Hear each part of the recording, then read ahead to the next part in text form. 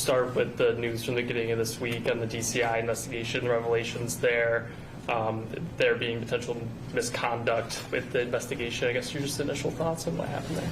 I don't really have initial thoughts. It probably, the way that it's described and whatever, basic liberties were infringed upon. Shouldn't happen in this country. It shouldn't happen in the state of Iowa. You want a big story now. Where was the urgency to find out the truth when this thing went down and it didn't make sense? That's what I would say to everybody in this room. Where was the urgency? Now it comes out, now you want reaction. And I'll just be a real patient guy and we'll see what comes of it. I know one thing, we got a lot of guys upstairs that are ready to go because of what happened, and we got guys that were impacted and are still being impacted by that are still ready to go because of the way that we've talked to them. You never know what will happen. Be ready. Cassiope, be ready. Nelson Brands, be ready. Kobe Seabreck, be ready. So does that imply that there's still options for them to... That's about all I got to say. Where were these questions in this now it's out there and you want reaction. That's my reaction. Where was this urgency to go after it when it was a little bit of work? Because it would have been work. Sure, it would have been work, but these are in court filings. That's different than having... You got my reaction. I'm not being rude here. I'm being very, very fair. I've answered the question, and I'm patient. We're gonna see where this goes. And all along we have said, stay ready, guys. You never know. Even the appeals that went against us, we had 2 or 3 sets of different sets of appeals. There's no way that we're going to win the appeal because of the precedents that were set with the other appeals. Stay ready. You never know. You work hard on it. You work hard on it every day. Gable philosophy. Work hard on what's important in your life and work hard on it every day. And that's what we have done on this thing. And we're still working. And we're still working. And there's a guy that was impacted by it. Do you think some of your athletes, some of the athletes here, some of the athletes in Ames should file lawsuits? You got my reaction. Boswell, help me out here. We got to move on. We are wrestling at Illinois, and we are wrestling at Northwestern. And then we go to Michigan, and then we got Penn State, and then Wisconsin, and then we go to Oklahoma State. With Shriver's dominating performance, has he solidified his spot at 133? We had a plan. He is doing his job. We love it. You're going to hear from him. And he's going to have the next 2 matches. And we love what's happening. We love it. We got to keep a good thing going there. Aiden Riggins is a guy that's wrestled since he's been here 4 different weights, and now we're seeing him at 184. He was a guy in high school, highly recruited, highly sought after. What's it like having a guy like that be selfless and kind of just go wherever he's kind of asked to go in the lineup? First of all, he's done a good job of building himself to what our needs are. So that's number 1. Number 2, he has 2 opportunities this weekend. Illinois first. That's first and foremost, and that's where our focus has to be. I think if I was speaking for him, that he feels good that his focus is making him better in some of the areas that he needs to focus in. But at the same time, we're not about moral victories. Just because we're making progress doesn't mean that we're getting our hand raised automatically. And it's time to let's put a W in the column. And I know that's what he's about, but I also know that, when things aren't going your way, you still got to be focused, have a good attitude, and he's done that. He has done that. He has maintained his direction and focus. One of the things you say a lot of times is about Ben Keeter or Gabe Arnold is like a light that's under the hood. What do you like about under the hood there with Aiden Riggins and what he brings to the table? This, right here, he smiles. He smiles. And he doesn't like the results that are happening now, but he is focused on what's ahead and where he needs to work to get better, and he's done a great job of that. I could talk about that all day long. You've had guys in the past that have done things similarly. Mitch Bowman kind of comes to mind. Is that something that you seek out in competitors, or is it a product of their competitiveness? I mean, I think that coaches sometimes get a lot of credit for good qualities of their team, and I think we just got some really good guys that exhibit that.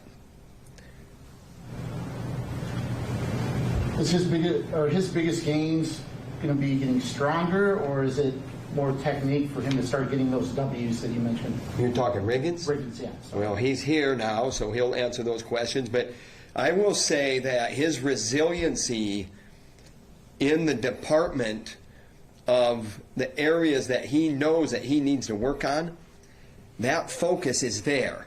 The results aren't there, but the focus is there to continue to get better and work on the things that he needs to work on to get better.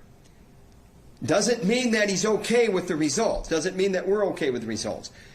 But he is controlling what he can control, and there is an upbeat characteristic to his process, even though the results aren't there. And that's as good as you can be when things aren't going your way. And like I said, I mean, you watch him when he comes off the mat, you know, you're not happy, right? But he's listening, he's processing, he's asking, he's responding in the practice room. And we have an opportunity Friday night, we have an opportunity Sunday, and that's where we go from here. And this is not like, what are we going to do with Riggins? This is, hey, this guy is willing to put the work in, he's focused, and he's going through some things right now, and we're with him. We're with him.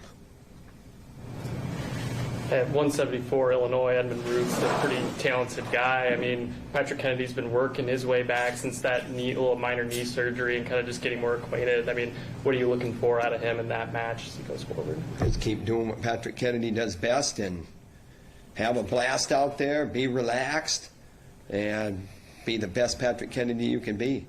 Be a hammer when it's time to be a hammer, and, you know, relax and let it happen. Thanks, Coach. Thanks.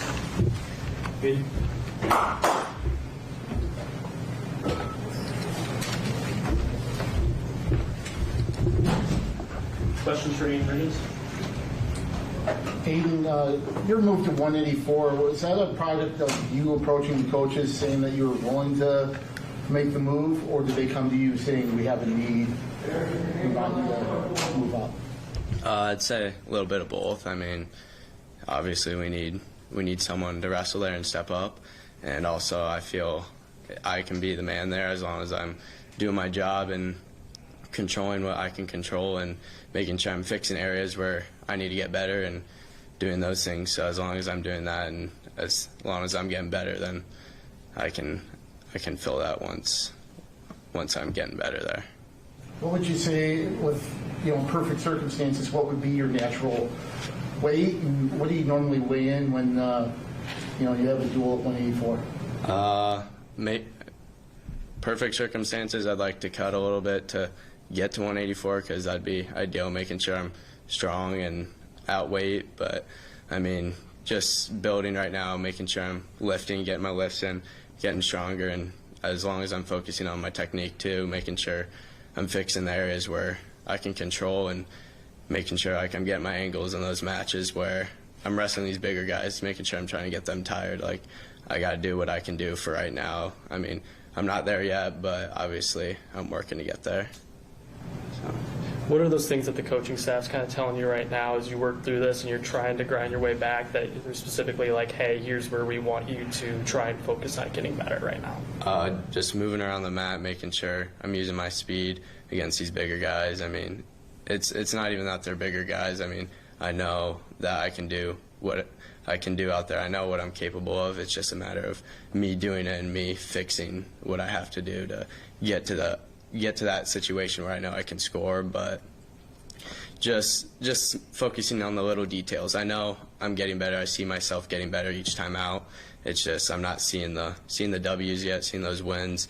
But I do see myself improving each time out, and I mean that's what I can focus on right now. And as long as I'm doing that, then I mean I'm going to be in a good state of mind. But I got to just keep focusing on getting better.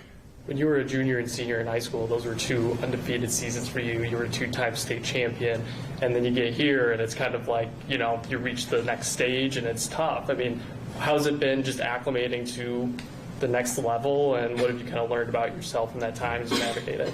It is a different level once you get here, but I mean, you just got to keep your nose down and keep working hard. I mean, that's all it really is, and that's why you see where these national champs are. That's why they're national champs, because they've been working hard their whole entire careers. And I mean, that's just what I got to do. As long as I'm doing that, then I'll be in a good spot. But I just gotta keep working hard. But it's definitely been a big change from going and having undefeated seasons to taking a couple bumps here and there. I mean, it's definitely not ideal, but I just got to get not used to it. But I got to change that and fix, like I said, fix what I need to fix. How good would it be to just get a win and kind of get back going? It'd for sure feel good. I mean, I plan on getting a couple here and winning as many as I can, going out there and competing as hard as I can. But the first one's definitely going to feel good here, but I know it's coming. So You've wrestled at 157, 165, 174, now 184. I mean, would you call that selflessness on your part, kind of going where the coaches go? Is that something where you're trying things out? I mean, what is kind of the thing where you're kind of moving up and down those areas for you? I mean, it's everything. I'll do anything for this team, but also I want to win. And if I have the chance to go out there and compete for the Iowa Hawkeyes, then that's what I'm doing. That's why I'm here.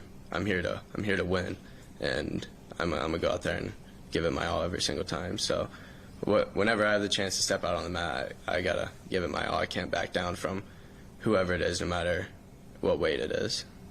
Nelson's still in this room, still helping you guys in the coaching aspect of things. I mean, what's it been like having a guy who's been on the podium, has been a veteran, been in this room a long time, kind of being there and being someone in your ear to help you out? Yeah, for sure. Those guys that have been here a while and have had success, I mean, they're such a big help. They help you in every single area. I mean, even if they kick your butt all practice, they're still there to kind of give you advice afterwards and work you through things. I mean, it's a big help having those guys kick your butt, but I mean, it also sucks too, because you don't want that to happen, but sometimes you need that in order to get better. So, I mean, it's definitely, I'm grateful for having them around, and they're definitely a big help to where I need to be and success I've seen so far.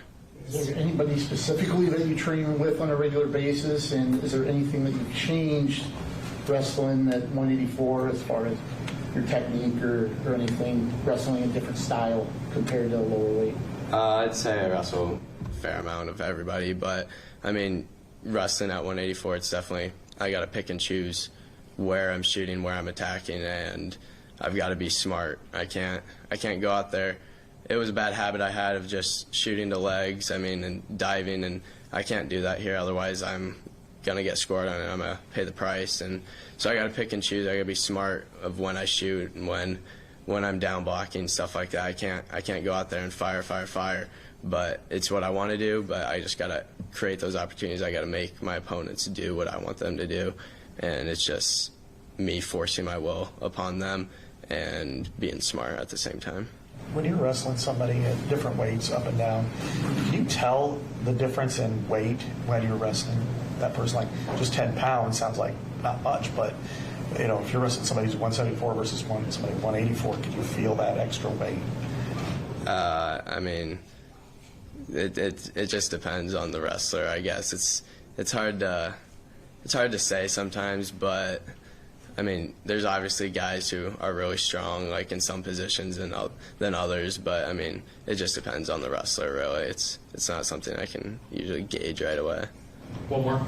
I guess we've seen that speed a little bit from you on escapes, kind of being able to pull away from guys. I mean, how are you trying to use that in your wrestling, and how do you think it's an advantage to you to be able to have that type of lateral quickness and also just ability to get on your feet quickly and move? Yeah, for sure. Getting those quick escapes is really important in order to get out and be back on my feet to where I can move and keep my offense and fakes and stuff like that. It gives me an advantage. So not staying under the guys, making sure I'm getting out, getting to where I can score, stuff like that. I mean, I need to move. I need to fake. I need to get to where I'm good. I can't let my opponents get to where they're good. I gotta I gotta dominate the positions where I need to get to, and once I start doing that, once I start improving in the positions where I know I can get to and where I can score, then I'll start seeing the wins. Thanks, Dave.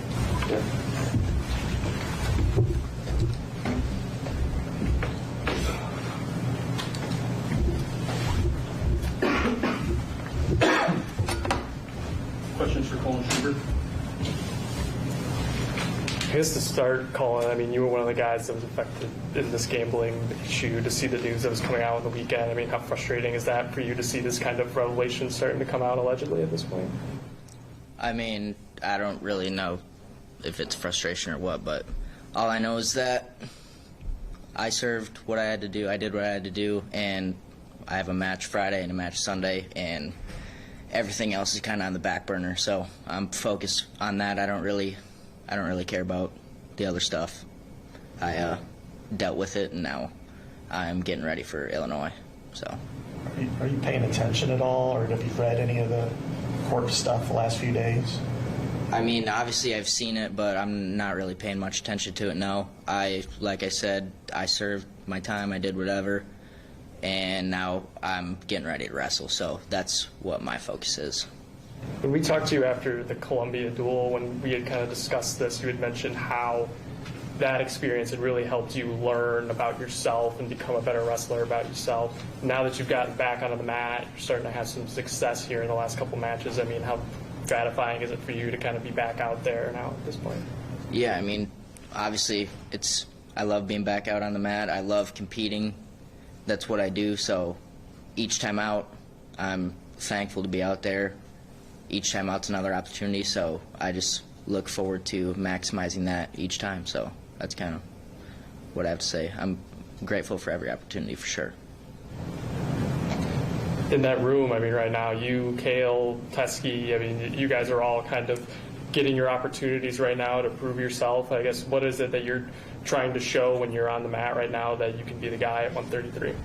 I don't really think of it as much as being the guy, as opposed to this is the next step towards what I want to do, which is to be the national champion in March. So I don't think of it as like competition-wise. I think of it as this is the next time out that I get to prove myself and that I get to get better each time out, because I don't know, March is on the horizon, and that's what my focus is on. The next match and March. That's everything else, like I said, doesn't really matter to me. So You've got two other guys with you when you guys have wrestled together in opens where you guys are all right there when you guys wrestle against each other. They're close matches. How is that elevating you in your performance when you have guys that are kind of just right there and helping you, improve on your game a little bit? yeah, I mean, obviously it's good to have. It's a good problem to have. I mean, when you got people in the room that are on your tail, this, that, it holds you accountable. And it's not even just my weight. It's I have Drake Ayala to wrestle. I have Rhea Woods to wrestle. I have Spencer Lee to wrestle. So I just think that being in a room like we have is good for everybody, no matter the weight class. Anything else? Thanks, Colin. Thanks. Thanks, everyone.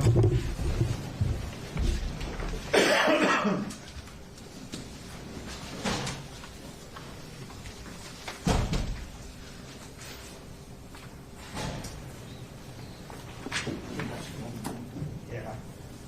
In your state. No. I got left in the health with softball. Easy practices. That's a nice quiet place to rest.